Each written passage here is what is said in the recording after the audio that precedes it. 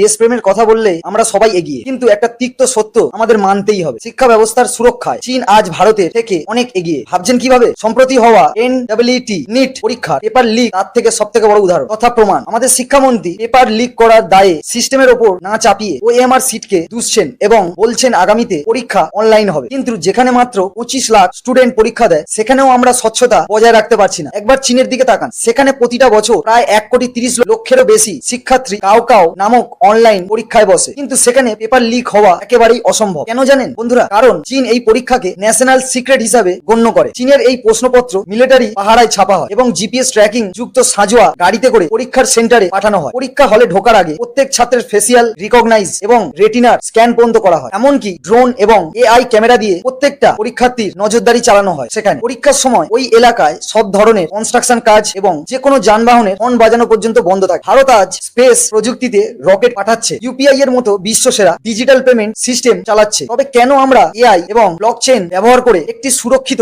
Exam system তৈরি কেন করতে পারবো না? আমরা আমাদের দেশের তরুণ প্রজন্মের পরিশ্রম যাতে কোনো দুর্নীতির কারণে নষ্ট না হয়ে যায়, তার জন্য একটি লিক প্রুফ সিস্টেম আজ সময়ের দাবি। আপনাদের কি মনে হয় বন্ধুরা? ভারতের পরীক্ষা ব্যবস্থা সংস্কারে প্রথম পদক্ষেপ কি হওয়া উচিত? কমেন্ট বক্সে অবশ্যই জানান বন্ধুরা। আর এই ধরনের আরো ইনফরমেটিভ ভিডিও পেতে আমাদের পেজকে ফলো করুন এবং সাবস্ক্রাইব করতে ভুলবেন না। সবাই ভালো থাকবেন, সুস্থ থাকবেন, সুরক্ষিত থাকবেন। আর মহাদেব, জয় হিন্দ, বন্দে মাতরম।